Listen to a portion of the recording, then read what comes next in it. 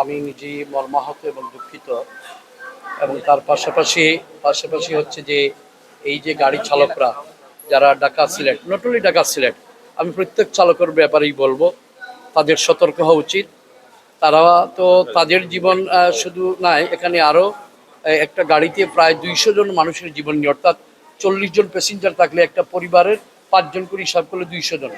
এই যে বিষয়টুকু কিন্তু আমাদের গাড়ি চালকরা চিন্তাই করে না, মোটেই চিন্তা করে না। এটা একটা। আরেকটা হচ্ছে যে ঢাকা সিলেট যারা লং ড্রাইভ করে তাদের একটা রেস্টের প্রয়োজন আছে।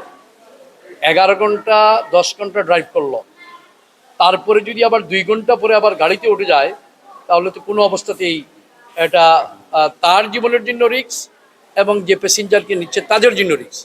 তো এই জন্য এটা গাড়ি মালিকরা এবং মালিক সমিতি যারা আছে তারা এগুলো খতিয়ে দেখা প্রয়োজন আছে।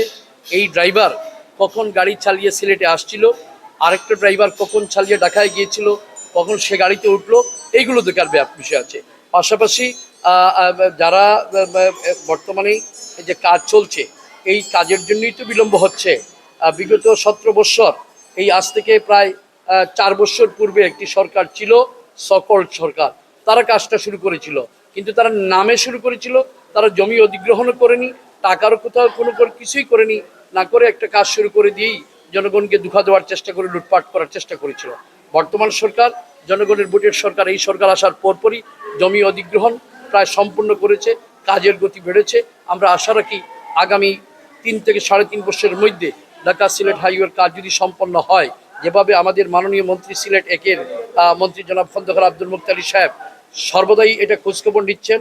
পাশাপাশি আমাদের বিশেষ করে আমাদের মাননীয় প্রধানমন্ত্রী জনাব তারেক রহমান, ওনার শ্বশুরবাড়ি সিলেটে হওয়ার সুবাদে, আত্মীয়তার সুবাদে, এবং উনি অবশ্যই শুধু সিলেট না সারা বাংলাদেশেরই দেখছেন, তারপরেও সিলেট শ্বশুরবাড়ি হিসাবে যেভাবে খোঁজখবর নিচ্ছেন, আমরা আশা রাখি হয়তো আগামী 3 থেকে 3.5 বছরের মধ্যে আমাদের ঢাকা সিলেট হাইওয়ের কাজ সম্পন্ন হবে।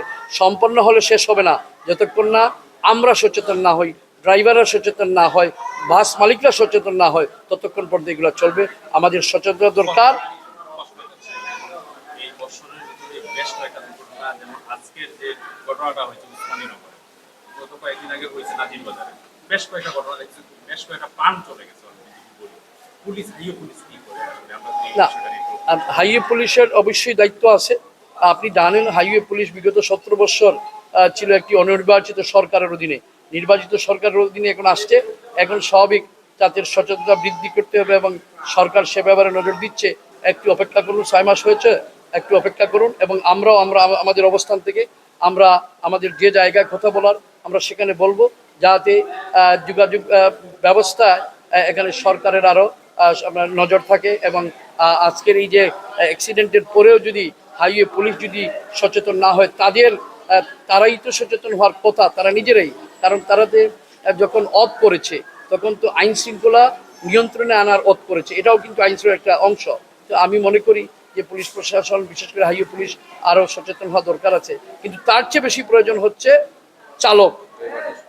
চালক ড্রাইভার যারা আছে, তারা যদি এটা বুঝে না আমি 12 ঘন্টা ড্রাইভ করার পর আবার 2 ঘন্টা পরে গাড়িতে উঠবো, তাহলে তো এটাই ঘটনা ঘটবে। এই জন্য মালিক চালক এই বিষয়ে সচেতন হতে হবে।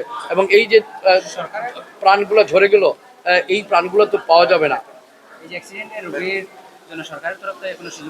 হ্যাঁ, ইতিমধ্যে আপনি শুনেছেন এখানে মাননীয় প্রধানমন্ত্রী জনাব তারেক রহমানের পক্ষ থেকে সাথে সাথেই কিন্তু জেলা প্রশাসক এসেছেন, এডিসি জেনারেল এসেছেন, এবং প্রতিটি যারা এখানে অ্যাক্সিডেন্টে আহত তাদেরকে 10,000 টাকা করে ইতিমধ্যে দেওয়া হয়েছে।